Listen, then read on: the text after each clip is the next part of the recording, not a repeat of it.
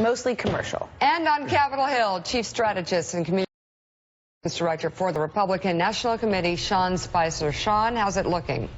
I can't believe you guys give out private jets. I took an Uber X to get here. No, we're just joking. An Uber X. Phil occasionally will, maybe get us like a prop, a Cessna. And watching Donnie, watching Donnie there, I feel underdressed. Yeah, my gosh. You're always underdressed, Sean. Not exactly sure what that was. So let's talk about as we go into the final weekend of this campaign. We hear from the Clinton campaign and also hear from a lot of press reports that the Democrats are beating Republicans on the ground in early voting states. What do you say to that? And where are Republicans exceeding your expectations?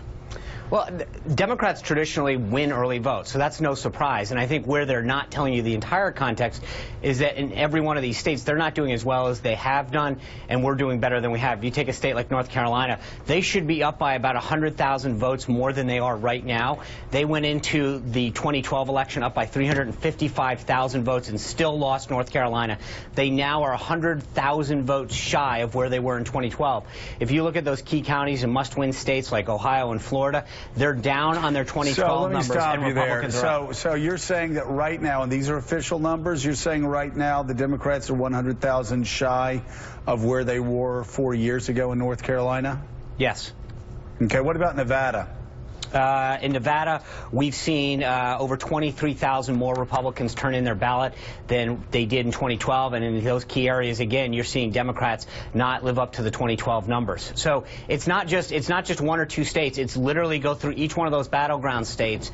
And our numbers are up, their numbers are down. And I guess, Jeremy Peters talked about it earlier and sent out a tweet that they're cherry picking their numbers and so look at the totality of these states, state by state, where they were in 2012 and where we were in 2012, we're vastly outperforming Mitt Romney, and they're not keeping up with Barack Obama. And it's not just in overall demographics. Those key coalitions that they need, that Obama did so well stringing together, they're not bringing home those key coalitions, whether it's the African-American vote or the Hispanic vote. Casey? But, Sean, some of the sources I'm talking to, first of all, Democrats are incredibly confident in Nevada. They say there's no way that if the early vote trends continue that they don't win that state. And Republicans I'm talking to are saying Colorado, for example, looks way more like 2014 for Republicans, or excuse me, like 2012 for Republicans when obviously they lost the state. Then it does look like 2014 when Cory Gardner won. Well, I mean, here's the thing. With all due respect, I look at the numbers, and that's what actually matters to me as opposed to what people think. I mean, you can actually look at the data and see these trends. And the bigger question is this. Colorado a few weeks ago was 10 points out. It's now a dead-even race. Michigan, dead even. Wisconsin, within the margin of error. New Hampshire, dead tied. I mean, all of these states. And so if you look at the Trump map to 270, if you take Florida, Ohio, North Carolina, and Iowa, then you need one of 6 states to pick off. So whether that's Virginia, Pennsylvania, Michigan, Colorado, New Mexico, or Michigan, or you can actually do a New Hampshire and then Maine too. Sean, which of those states, if you had to put one of those states at the top of the list for Trump, which blue state does he win?